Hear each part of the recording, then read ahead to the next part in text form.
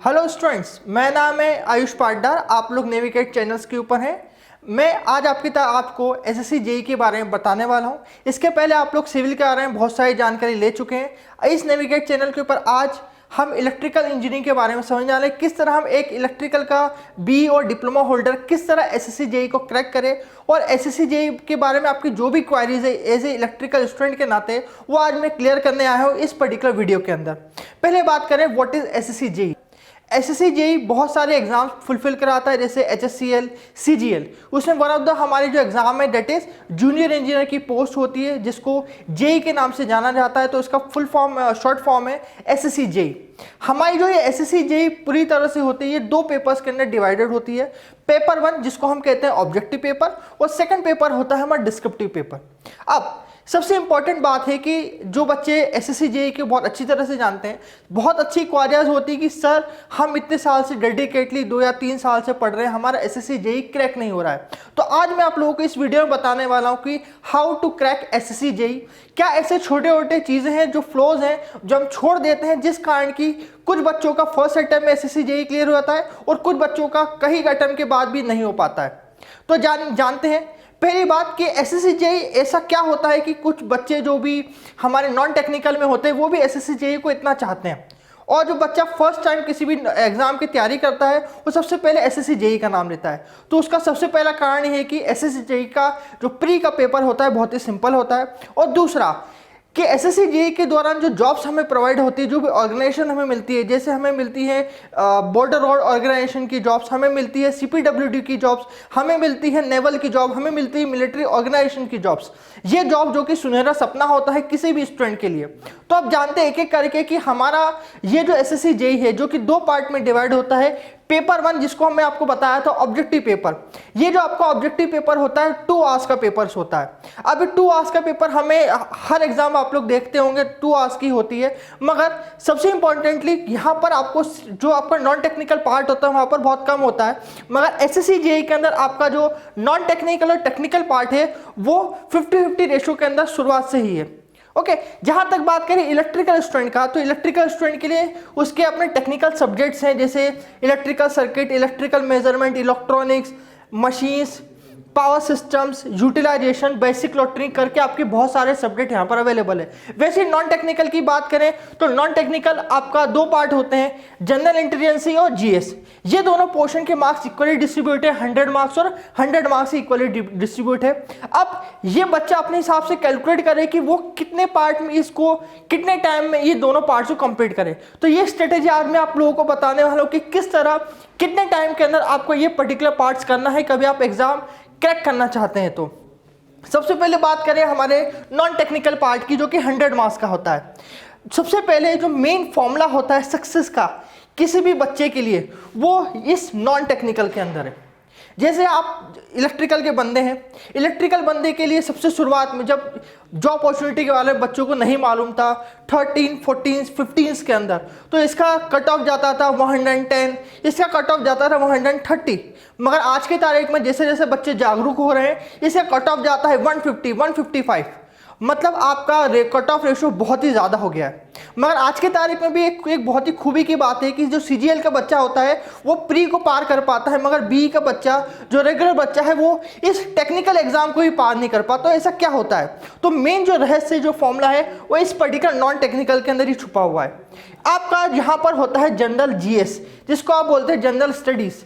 General study जो कि आपके एसएससी की हर एग्जाम में पूछा जाता है, जिसके अंदर होता है फिजिक्स, जिसके अंदर होता है केमिस्ट्री, जिसके अंदर होता है बायो, जिसके साथ में आपको हिस्ट्री, ज्योग्राफी और आपको कॉन्स्टिट्यूशंस पढ़ना पड़ता है, पॉलिटिकल साइंस पढ़ना पड़ता है यहाँ पर आपको, जिसके होते हैं 50 मार्क्स, जिससे कि आपका रेगुलर बी और डिप्लोमा होल्डर बहुत ही बचता है और उसने 4 साल में कभी नहीं पढ़ा होता है। इसी जीएस को कंप्लीट करते हुए मेरे एक जीएस का स्टूडेंट इसको करीब 45 प्लस या 40 मार्क्स पा लेता है यहाँ पर, मगर यही आपका नॉर्मल बी का बच्चा इतने मार्क्स नहीं आ पाता। ओके, जैसे मैंने आप लोगों को कहा कि 150 मार्क्स या 150 पार मुझे चाहिए अपने कट ऑफ के लिए। ओके, तो अब हम यहाँ पर क्रैक करते हैं कि कितने मार्क्स मुझे एक बच्चे को चाहिए मिनिमम किसी भी सब्जेक्ट को या हमारे एसएससी जेई को प्री को क्रैक करने के लिए। तो अभी नॉर्मली सी बात जो हमारे CGL का बच्चा होता है 45+, इस सपने को तोड़ देते हैं, क्योंकि एक नॉर्मल बी के बच्चे के लिए इतने मार्क्स आना बहुत ही डिफिकल्ट होता है। हम बात करते हैं कि और क्या तरीके हैं जिससे कि एक बच्चा किसी और तरीके से ये मार्क्स पा सकता है। तो एक और तरीका है नॉन टेक्निकल में, जिसका नाम है जनरल इंटेलिजेंसी। जनरल इंटेलिजेंसी वो तरीका है जहां पर कि आप सिंपल रीजनिंग के क्वेश्चंस होते हैं, जिसको कि आप कभी बच्चा नॉर्मली 10-12 की मैथमेटिक्स कर भी रहा हो, उसका थोड़ा दिमाग अच्छा भी हो, तो नींद से उठ के भी वो 30 मार्क्स ला सकता है इस 50 मार्क्स में से। और कभी इसकी बेहतरीन आप तैयारी करते हैं तो मैं आपको मान सकता हूं कि आपको इस पर्टिकुलर थ्योरी के अंदर 50 में से आपको 45+ चाहिए, कभी आपको क्रैक करना है SSC JEE। So first point two crack the SSC JEE is आपको यहां पर लाने हैं इस पर्टिकुलर जनरल इंटेलिजेंस में 40 से 45+।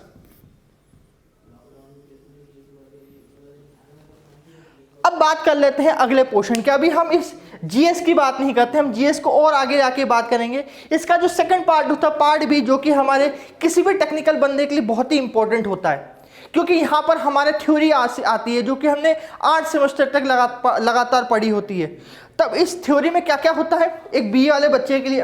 पहला होता है इलेक्ट्रिकल सर्किट। इलेक्ट्रिकल सर्किट में आपको बेसिक डेफिनेशन पूछी जाती है, जैसे KVL, KCL, current division rule, voltage division rule, इनके बारे में अलग अलग आपको न्यूमेरिकल पूछे जाते हैं। कहीं कहीं आपकी इसकी जो बेसिक डेफिनेशन होती है, जैसे नोड्स, जंक्शन, इनके बारे में जानकारी पूछी जाती है। इसके अलावा आपके इलेक्ट्रिकल सर्किट में आते हैं AC फंडामेंटल, मैग्नेटिक सर्किट्स के बारे में पार्ट पूछे जाते हैं। तो ये सब जो पार्ट होता है, हम कहीं ना कहीं इसको हमने 12th के एग्जाम में पढ़ा होता है। हमने इसको बेसिक इलेक्ट्रिकल, जो कि हमारा फर्स्ट ईयर में सब्जेक्ट है, हमें पढ़ा होता है, और हमने नेटवर्क एनालिसिस में भी इसे पढ़ा होता है। तो हम चाहते हैं कि ये जो पर्टिकुलर पॉइंट है electrical circuit as a subject के रूप में हमारा बहुत अच्छा होना चाहिए। एज ए इंजीनियर के तौर पे हमारा ये दायित्व है कि ये सब्जेक्ट और पर्टिकुलर टॉपिक एक स्ट्रांग होना चाहिए, क्योंकि आपको ये पर्टिकुलर सब्जेक्ट हर जगह आपको काम देगा। तो हम जब बात करें कि SSC JEE के ट्रेंड की, तो SSC JEE का जो पिछले 3 साल का ट्रेंड है हमारा, उसके अनुसार इसके अंदर से जो क्वेश्चंस आते हैं वो आते हैं 10 to 12 मार्क्स के। ओके, तो यहाँ पर क्वेश्चंस कैसे आते हैं? जैसे अभी 2019 का पेपर हुआ है रिसेंटली, तो यहाँ पर क्वेश्चन पूछा गया था what is the unit of flux density. इसके प्रीवियसली कई क्वेश्चन पूछे जाते हैं जहाँ पर कि एक नॉर्मल सर्किट होता है जहाँ पर करंट की वैल्यूज आपको बतानी पड़ती है। कहीं आपके ऐसे न्यूमेरिकल्स होते हैं जहाँ पर आपको नॉर्टन थ्योरम आपको डायरेक्टली लगानी पड़ती है। तो ऐसे कुछ क्वेश्चंस आपको इलेक्ट्रिकल सर्किट में आते हैं 10 to 12 मार्क्स के। नेक्स्ट पार्ट बढ़े तो अगला आता है इलेक्ट्रिकल मेजरमेंट। इलेक्ट्रिकल मेजरमेंट वो सब्जेक्ट है जहाँ पर कि आपको डिफरेंट मेजरमेंट डिवाइसेस इस्तेमाल करने होते हैं, जैसे measurement of resistance, measurement of frequency, measurement of phase, CT, PT, measurement of power, measurement of energy, और इसके अलावा भी आपको CRO सिग्नल जनरेटर के रूप में भी कई क्वेश्चंस आप लोगों को मिलते हैं। ये आपका डिस्क्रिप्टिव सिलेबस आपके SSC JEE के रिसेंट नोटिफिकेशन आपको मिल जाएगा, और इसकी पर्टिकुलर वीडियोस हम आपको इसी चैनल पे आपको देते रहेंगे। आप कंटिन्यू देखते रहें, और हम इसी जो पर्टिकुलर इलेक्ट्रिकल मेजरमेंट होता है इसके क्वेश्चंस की बात करें तो एक क्वेश्चंस हमारे आते हैं कि 2 वाटमीटर मेथड जो आप लोगों ने पढ़ रखी है, तो 2 वाटमीटर मेथड पे डायरेक्टली फॉर्मूला आता है कि कभी आपको W1 और W2 की वैल्यू दे रखी है तो आप लोग ये बताइए कि सामने वाले का पावर फैक्टर कितना है। आप लोगों को ये बता दिया जाता है कि एक पर्टिकुलर कंडीशन के ऊपर वाटमीटर 1 और वाटमीटर 2 की वैल्यू इक्वल है, तो बताइए कि कितने पावर फैक्टर के ऊपर मेरा लोड लगा हुआ है। तो ऐसे सिंपल क्वेश्चंस हमारे पूछे जाते हैं इलेक्ट्रिकल मेजरमेंट से। इसका जो रिसेंट ट्रेंड हम लोगों ने देखा है, तो इसके में से क्वेश्चन जो हमारे आते हैं 8 to 10 मार्क्स के क्वेश्चंस आते हैं। नेक्स्ट पार्ट बढ़े हैं बेसिक इलेक्ट्रॉनिक। बेसिक इलेक्ट्रॉनिक जब हम बात करते हैं किसी बच्चे से, तो बेसिक इलेक्ट्रॉनिक बहुत ही अच्छा होता है, क्योंकि वहाँ पर हमें डायोड के बारे में जानकारी होती है, ट्रांजिस्टर्स के बारे में जानकारी होती है, हमें पूछा जाता है उनकी कैरेक्टरिस्टिक कैसी होती है, उनके डिफरेंट एप्लीकेशन जैसे शॉर्ट के बारे में पूछा जाता है। जैसे रिसेंटली कई एग्जांपल्स के अंदर उसके एप्लीकेशन के बारे में पूछा गया कि शॉर्ट की कैसे काम आता है एज एप्लीकेशन के रूप के अंदर। तो ये जो बेसिक एप्लीकेशन है आप इसको पावर इलेक्ट्रॉनिक जैसे सब्जेक्ट में पढ़ते हैं, जो कि आपके SSC JEE में नहीं होता है, मगर हम इसे कहीं ना कहीं हमारे BE में पढ़ते हैं। मगर इसका जो पर्टिकुलर वेटेज है हमारी SSC JEE में बहुत ही कम है।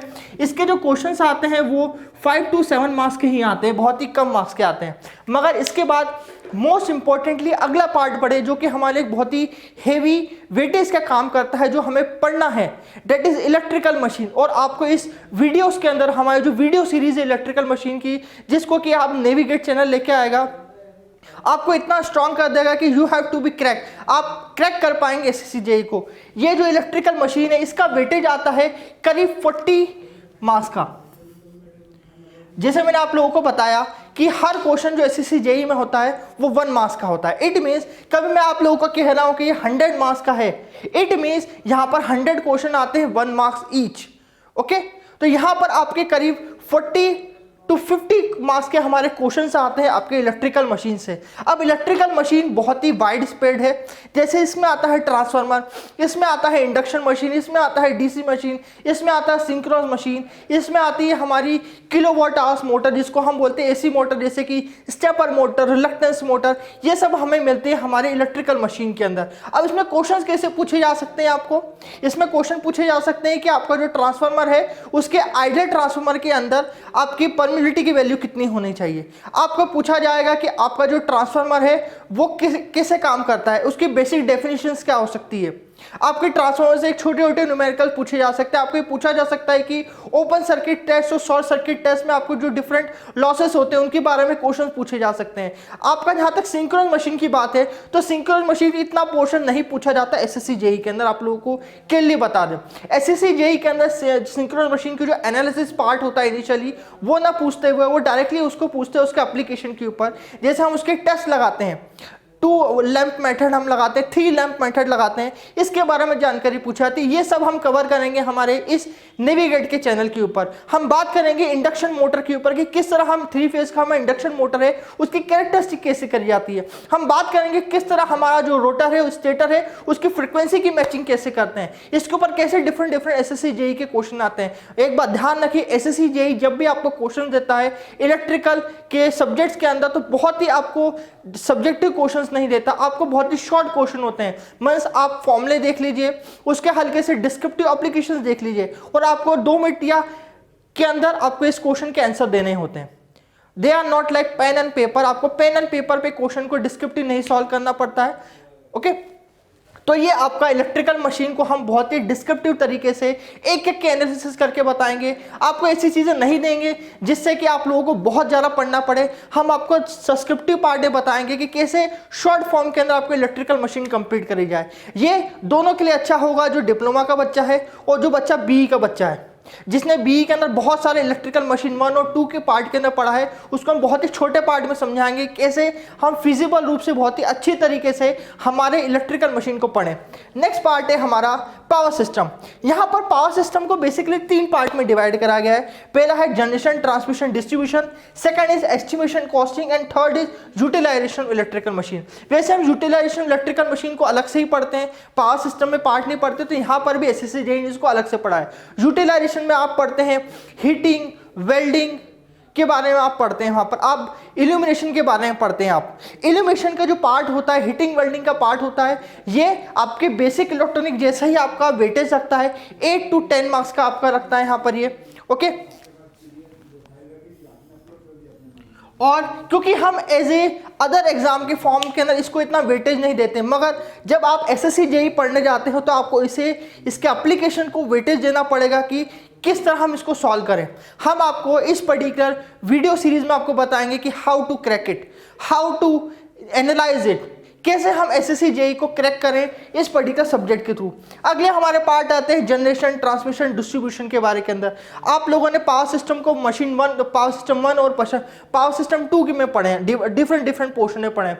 आप लोगों ने पढ़ा है कि सर इंडक्टेंस होता है, कैपेसिटेंस का एनालिसिस पढ़ा है, आप लोगों ने स्किन इफेक्ट पढ़ा है, आप लोगों ने फेरेंटी इफेक्ट आप लोगों ने पढ़ा है, आप लोगों ने केबल के एनालिसिस लंबी चौड़ी पढ़ी, आप लोगों ने वहाँ पर फॉल्ट का एनालिसिस पढ़ा है, आप लोगों ने सिमेट्रिकल फॉल्ट एनालिसिस पढ़ा है वहाँ पर, आप लोगों ने और कई तरह से आपने सर्किट ब्रेकर पढ़े हैं, आप लोगों ने पढ़े हैं कि रिलेस कैसे काम करते हैं। तो आपका पावर सिस्टम एक तरह से बच्चों को लगता है तो असीम सागर है जिसको कभी भी नैया पार नहीं लगा सकते, मगर ऐसा नहीं होता है।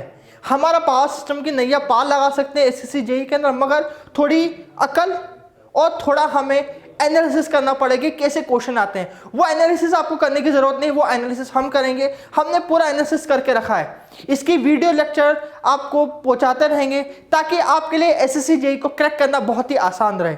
आपको बताएंगे किस तरह ये जो हमारा जनरेशन डिस्ट्रीब्यूशन पार्ट को कैसे, कौन कौन से पर्टिकुलर टॉपिक्स है जिसको हम महत्व देंगे, ऐसे पार्ट को हम छोड़ देंगे जो नहीं आते हैं, हमने प्रीवियस ईयर क्वेश्चन से हमें एक्सपीरियंस है, इस तरह की वीडियोस आपके सामने लाएंगे। यहाँ पर हम जब बात करें डिस्ट्रीब्यूशन ट्रांसमिशन के बारे में तो इसके ऊपर क्वेश्चन आते हैं 10 to 15 मार्क्स के। नेक्स्ट बात करें estimation costing, as a B holder के रूप में कभी भी एस्टिमेशन कॉस्टिंग हमारे सिलेबस में कभी नहीं पढ़ते, मगर एज ए डिप्लोमा होल्डर के रूप में जो कि एज ए इलेक्ट्रिकल उसने सब्जेक्ट लिया है, वो कभी ना कभी हमारा इस पर्टिकुलर पार्ट को पढ़ता है एस्टिमेशन कॉस्टिंग, जहां पर कि उसे IEEE रूल्स पढ़ने को मिलते हैं, जहां वो अर्थिंग के बारे में पढ़ता है। तो ये सब आपको डिस्क्रिप्टिव रूप से हम समझाएंगे किस तरह इन रूल्स को पढ़ा जाए, हम कैसे समझते हैं। जैसे एक छोटा सा क्वेश्चन आपको लेकर चलते हैं जहां पर कि पूछा जाता है कि आपका जो घर है, घर के बाहर हम आपका पर्टिकुलरली वायर कितनी लेंथ पे होना चाहिए, या फिर आपके जो बाहर 11 kV की लाइन है वो कितनी हाइट पे होना चाहिए, कभी आपके घर की बालकनी है तो ये सब के बारे में हम आपको बताएंगे, कैसे समझते हो, कैसे एनालिसिस करें, कैसे पढ़े इन पर्टिकुलर टॉपिक्स को, क्योंकि ये बहुत ही इंपॉर्टेंट पॉइंट है। ये पर्टिकुलर एस्टिमेशन कॉस्टिंग भी आपका 8 to 10 मार्क्स का आता है। नेक्स्ट बात करें आपके बेसिक इलेक्ट्रॉनिक, तो यहां पर हमारे सारे टॉपिक्स कंप्लीट्स हैं।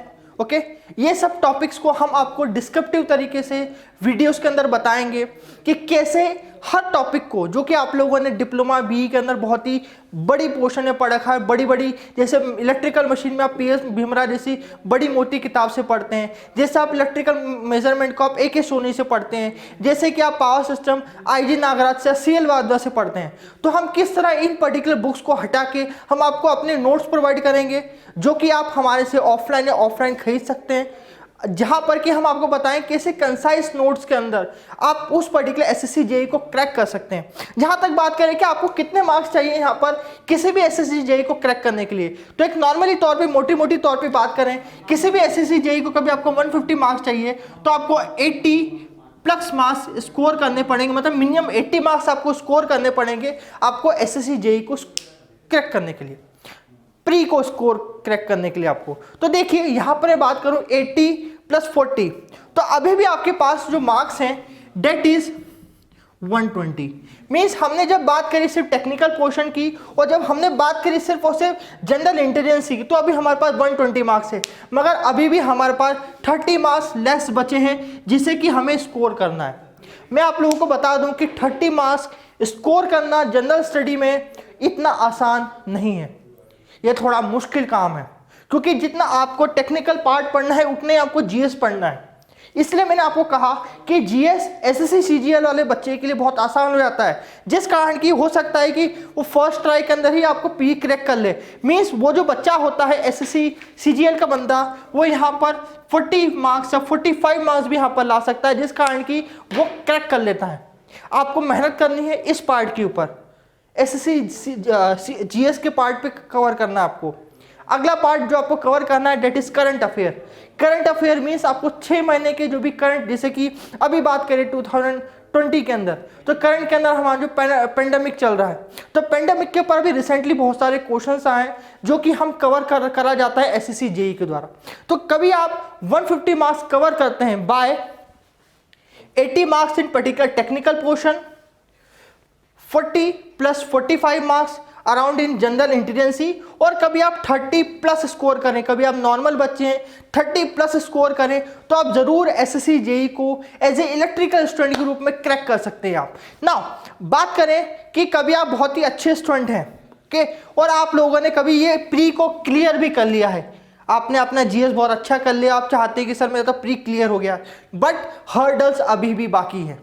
ऐसा नहीं होता कि हर आपका जो नॉन टेक्निकल का बच्चा है वो एसएससी जेईई को पूरा क्लियर कर लेता, क्योंकि आपने सिर्फ एक हर्डल अभी क्लियर करी, मतलब प्री की क्लियर हर्डल करी है। अब आपके पास जो मेन हर्डल आती है that is paper 2, that is descriptive paper. 4 महीने का सिर्फ टाइम मिलता है आपको आपके डिस्क्रिप्टिव पेपर की तैयारी के लिए, और मैं आपको डेफिनेटली कह सकता हूं कि ये पर्टिकुलर 4 महीने किसी भी ऐसे नॉन टेक्निकल बंदे के जिसने कभी भी आपके टेक्निकल सब्जेक्ट को नहीं छुआ है, इस तरह के पेपर को क्रैक नहीं कर सकते। क्यों? क्योंकि यहाँ पर हमारे जो क्वेश्चंस होते हैं टोटल होते हैं 6 क्वेश्चंस। ओके, इन 6 क्वेश्चन जो होते हैं उनके अंदर हमें करीब 5 क्वेश्चन करने पड़ते हैं, और हर हमारा जो 5 क्वेश्चन होते हैं उसके होते हैं 4 ऑप्शंस, 4 सबसेक्शंस होते हैं। मतलब हर जो सेक्शन होता है वो 15 मार्क्स का होता है। मीन्स आप लोगों को कभी यहाँ पर 5 क्वेश्चन है और 5 क्वेश्चन को आपको 2 आवर्स में कंप्लीट करना है, तो आप लगा लीजिए 120 डिवाइडेड बाय आपके 5, तो इट मीन्स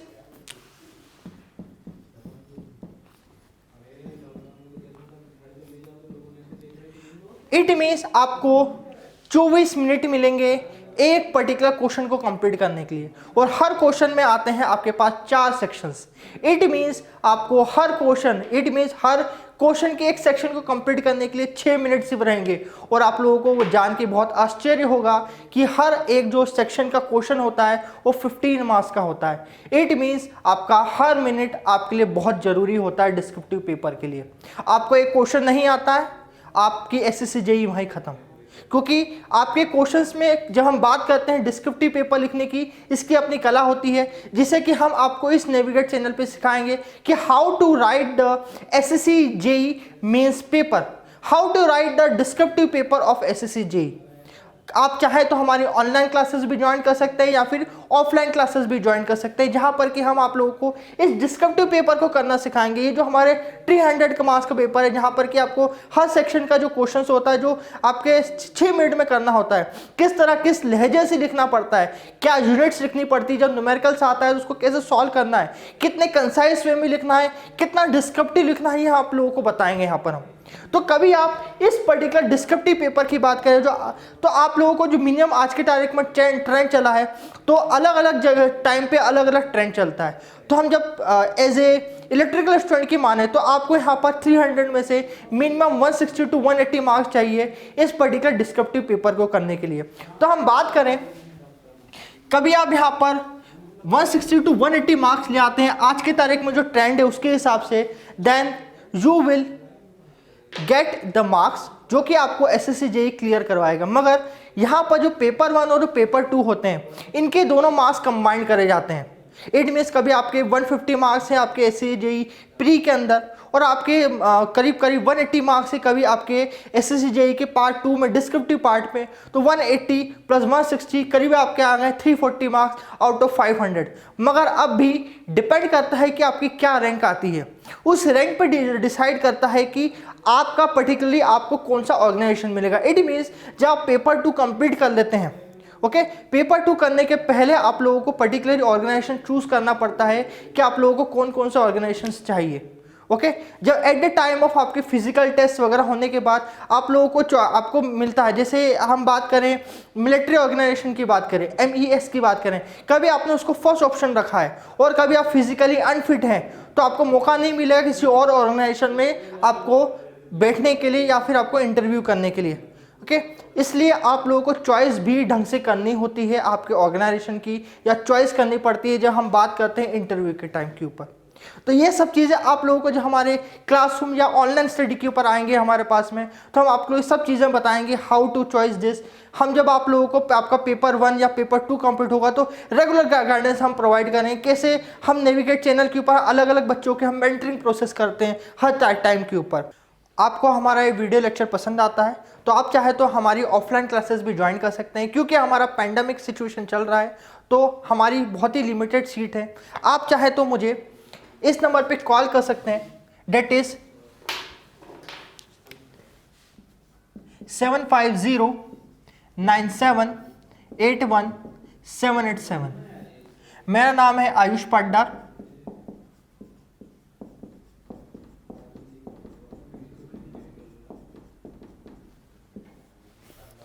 आप यहाँ पर अपनी सीट्स को फुलफिल कर सकते हैं, बुक कर सकते हैं।